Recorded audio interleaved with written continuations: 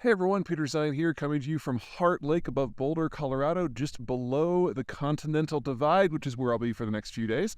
I managed to pull some data down before I left so I could do a few videos, and this first one is going to be on construction spending in the United States. And I know some of you are like, and I get it, but remember that we are in the midst of the greatest reindustrialization process in the United States history, building out industrial infrastructure and factories and refineries and pipelines and roads and all that faster than we did during World War II. There's a lot of things in play here. So let me start with kind of the legacy factors, and then we will go into the issues of the now. So first, legacies. The United States has the most highly skilled labor force in the world by a significant margin. There are a few countries like Singapore where the overall education level might be higher, but Singapore is a country of 5 million people. The U.S. is a country of 330 million.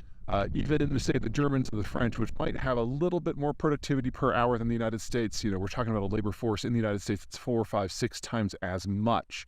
And that means there's not a lot that the United States can't do if it puts its mind to it. Now, historically, since 1945 and especially since 1991, what the U.S. has done is focus on the really, really, really high value added. We basically shipped all of our underwear manufacturing overseas, first to Mexico and then to China and India.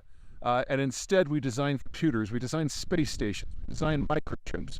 Not a lot of the manufacturing happens here because, to be perfectly blunt, that's not sufficiently high value added for the skill set of the American workforce. So that's always been in the background. Second, the shale revolution. Courtesy of the shale revolution, the United States is glutted with natural gas, which is not merely a power fuel. It's also used as an input for chemical components, which then go into all other types of manufacturing, whether or not you're looking to do electrical work or diapers or anything in between. The shale revolution made us net independent of natural gas roughly 10 years ago, net oil independent a little bit after. We had a few hiccups because of COVID, but we're back to being net independent in all the factors that matter again. And one of the first things that the shale revolution encouraged the United States to do in terms of industrial build-out was refining chemicals. And so we now are the world's largest producer of all the precursor materials that go into all petrochemicals everywhere in the world. And now we're using those materials to do the next stage of heavy manufacturing. So this kind of the first big phase of this industrial spending issue isn't necessarily for building power lines. It's for building the stuff that allows us to build the stuff. Now onto the more current issues. Two big things. First, COVID.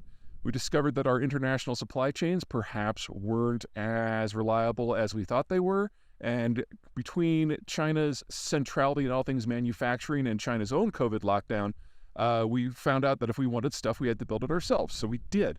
And during COVID, we saw total industrial construction spending double above the 50-year average. More recently, in the last 2 years, we have the Inflation Reduction Act passed by the Biden administration, which has nothing to do with inflation. There's more going on here than just aspects of a Green New Deal. Turning over the power system and reshoring the production for everything in the power system includes everything that we did with NAFTA and NAFTA 2. I should say a third thing because NAFTA 2 is a big piece of this too. But anyway, the IRA put roughly $1 trillion into the system to build out what we need in order to meet the requirements. And that has doubled construction spending again. So we were already at record levels 3 years ago. We've now doubled the record, and it's just going on from there. Now, this does mean we're going to have some more inflation in the short and the midterm because there's no way you double the size of the industrial plant without that. But once we get to the backside of this a few years from now, we will have a supply chain system that is local, that is employed by locals, that serves local customers and uses less energy and less water and has fewer steps and is largely immune to international shocks. This is a really good story at really every step. We just have to suck up a little bit more inflation while we're doing the work. All right, that's it. I'm going to go put on some gloves. Bye.